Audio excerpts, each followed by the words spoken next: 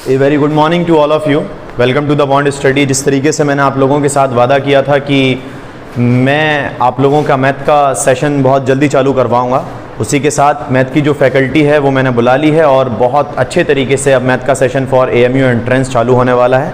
उसी के साथ मैं मोहम्मद शारिक को बुलाऊंगा, वो आएँ और आकर मैथ्स का कुछ भी हिसाब किताब जो है वो एग्जैक्टली पढ़ाना चालू करें। साहब आ जाइए। आइए मोहम्मद शारिक साहब, ये लीजिए माइक और कुछ बेहतरीन तरीके से बच्चों को साफ समझाइए।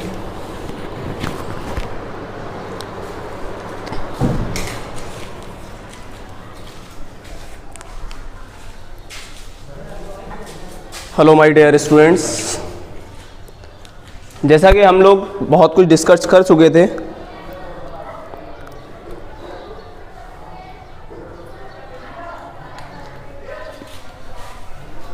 तो हमारे पास डिस्कशन के लिए काफ़ी कुछ चैप्टर रह गए थे। अब जो चैप्टर हम शुरू करने जा रहे हैं वो है सरफेस एरिया एंड वॉल्यूम।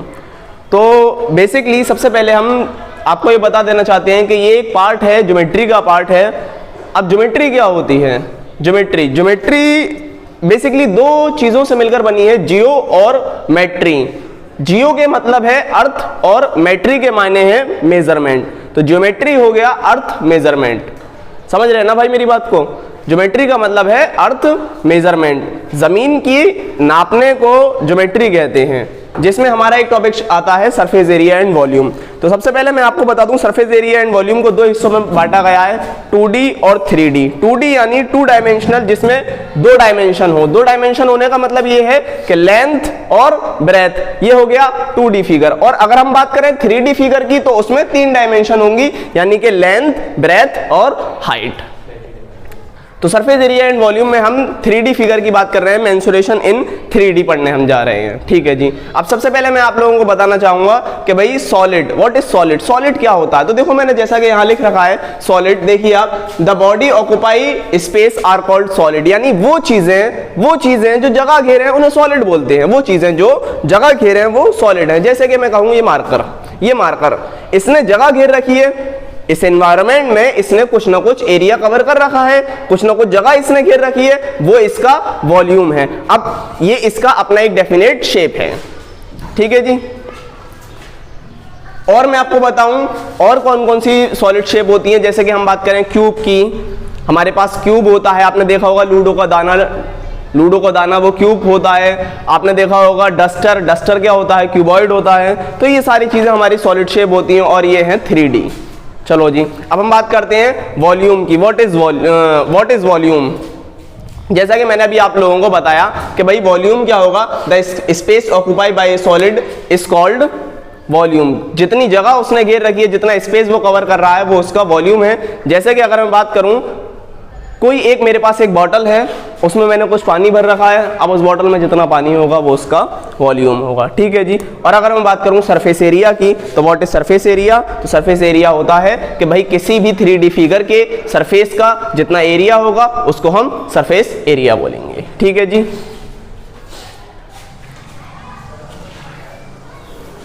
तो जैसा कि अभी हमने डिस्कस किया, सरफेस एरिया मैंने आपको बताया, वॉल्यूम बताया, तो अब मैं कुछ स्पेसिफिक आपको बताता हूँ कि भाई सरफेस एरिया किसका कैसे निकलता है और वॉल्यूम कैसे निकलता है। सबसे पहले मैं आपको बताना चाहता हूँ कि सरफेस एरिया दो तरीके से होता है। सरफेस एरिया हमारे पास कर्व सरफेस एरिया होता है, जिसको हम लिटरल सरफेस एरिया भी बोलते हैं या एरिया ऑफ 4 वॉल भी बोलते हैं। एक होता है हमारे पास टोटल सरफेस एरिया, जो कि किसी भी फिगर के टोटली जो एरिया होता है उसको टोटल सरफेस एरिया बोलते हैं। जैसे कि मैंने पहली फिगर ली आपके सामने, क्यूब। अब क्यूब मैं आपको बता दूं, एक क्यूब क्या होता है। क्यूब जैसे कि एक लूडो का दाना आपने देखा होगा, वो एक क्यूब होता है। एक क्यूब के अंदर 6 फेसेस होते हैं। फेसेस यानी इसके चेहरे आपने देखा होगा, इस पर जो डॉट बने हुए होते हैं वो उसका फेस होता है ना। तो उसके जो फेसेस होते हैं, 6 फेसेस होते हैं, 8 वर्टेसेस होती हैं। ये कोने 1 2 3 4 5 6 7 8, ये 8 कोने हैं इसमें। और ये जो किनारियां हैं इनको बोलते हैं एजेस। तो एक क्यूब की 12 एजेस होती हैं। हमने बहुत छोटी क्लास में सब कुछ पढ़ लिया था। तो कर्व से सरफेस एरिया की अगर मैं बात करूं किसके, क्यूब के, तो वो निकलता है 4 × a²। अब a क्या है? यहाँ पर a है इसकी ये साइड। देखिए बेसिकली कोई से हमें याद करने की तो जरूरत है नहीं है, बस इतना देखो मैंने बताया curve surface area. Curve surface area के बारे में मैंने आपको ये बताया था एरिया ऑफ 4 वॉल, यानी कि जो 4 साइड के 4 स्क्वायर हैं इनका एरिया। तो एक स्क्वायर का एरिया कैसे निकलता है, साइड इंटू साइड यानी कि साइड का स्क्वायर, और यहाँ पर साइड क्या है, साइड है ए यानी कि ए स्क्वायर, और तो 4 दीवार का एरिया कितना हो जाएगा 4a स्क्वायर। ठीक है जी। Total surface area, total surface area के बारे में मैंने आपको बताया कि भाई उसके जितने भी फेसेस हैं उन सब का एरिया, उन सारे फेसेस का एरिया कहलाता है टोटल सरफेस एरिया। तो देखिए 4 दीवारें, इसकी 4 दीवारें, एक ऊपर छत और इसकी ये जमीन, तो ये मिलाकर हो गए 6। तो ये 6 के 6 फेसेस के स्क्वायर की शेप में एक स्क्वायर का एरिया ए स्क्वायर है, तो 6 स्क्वायर का एरिया 6a स्क्वायर हो जाएगा।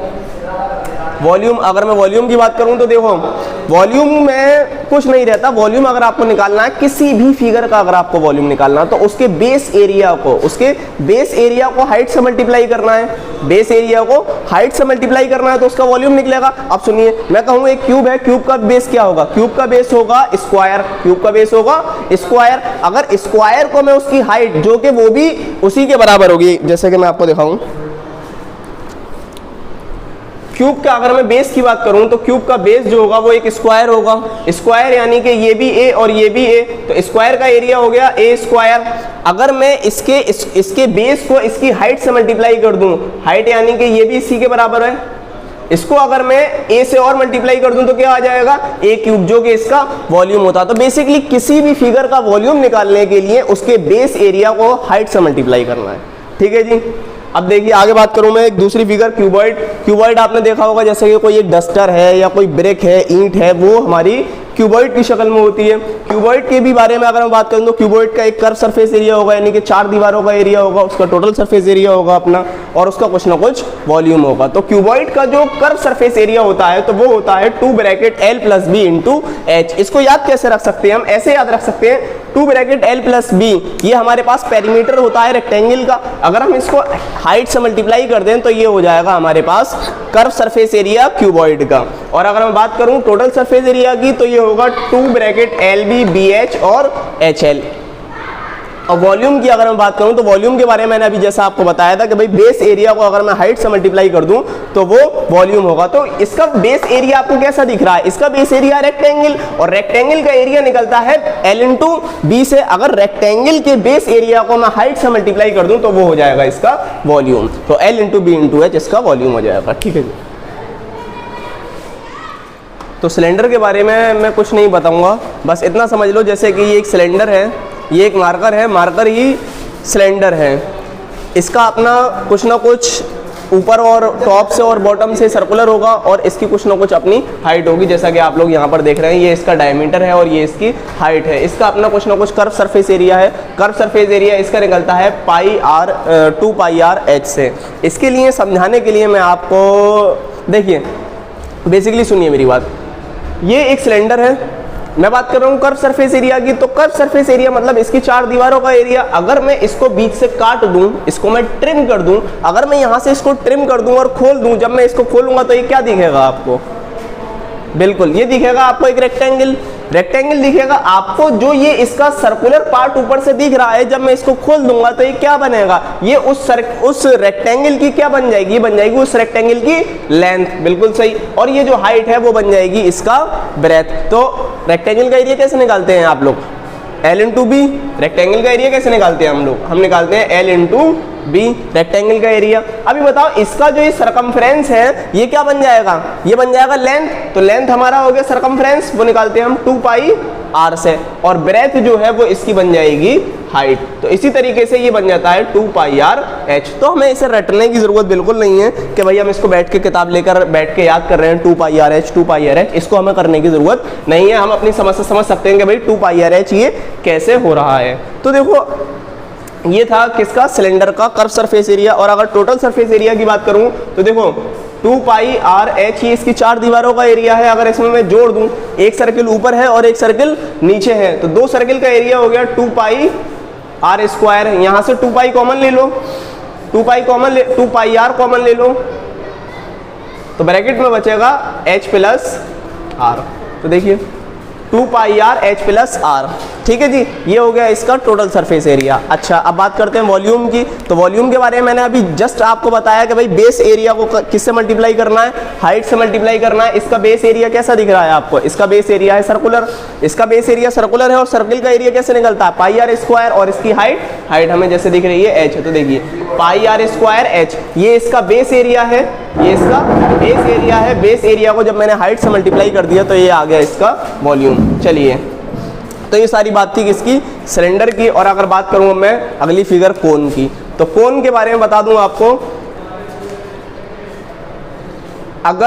अगर इसको एक सिलेंडर को मैं सिलेंड्रिकली दो तरफ से काट दूं तो ये कैसा दिखेगा, ये दिखेगा मुझे एक कोन जैसा। अब कोन के ये जो इसमें ढलान दिख रहा है इसका, ये कहलाता है इसका स्लैंट हाइट, और ये है इसकी अपनी पार्टिकुलर हाइट, और ये है इसका डायमीटर।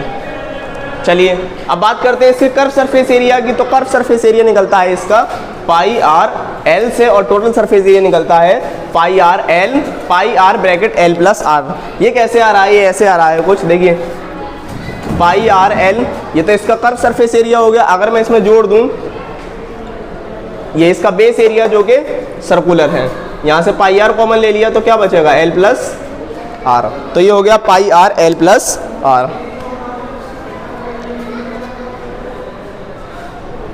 ठीक है जी, वॉल्यूम की अगर हम बात करें तो बिल्कुल एज इट इज याद रखिएगा कि भाई इसका जो वॉल्यूम है, किसका वॉल्यूम, इस कोन का वॉल्यूम 3 गुना कम होगा, किससे, सिलेंडर से।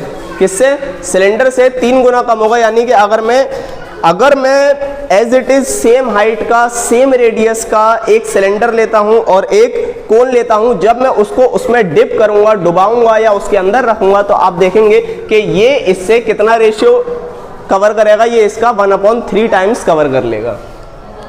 स्पेयर की अगर मैं बात करूं तो जैसे कि एक बॉल होती है उसको हम स्पेयर बोलते हैं। स्पेयर, इसमें देखिए इसमें दीवार तो है नहीं, तो इसका एरिया ऑफ 4 वॉल या लिटरल सरफेस एरिया नहीं होता, ये होता है इसमें सिर्फ इसका टोटल सरफेस एरिया जो कि निकलता है 4 पाई आर स्क्वायर से, और इसका वॉल्यूम होता है 4/3 पाई आर क्यूब। ठीक है जी, अगर मैं इसको 20 से काट दूं, तो ये क्या बन जाएगा, ये बन जाएगा स्पेयर को काट दिया आधा तो यानी हेमी यानी सेमी, आधा काट दिया तो हेमी स्पेयर हमारे पास बन गया, जो कि एक बॉल की शक्ल में होगा।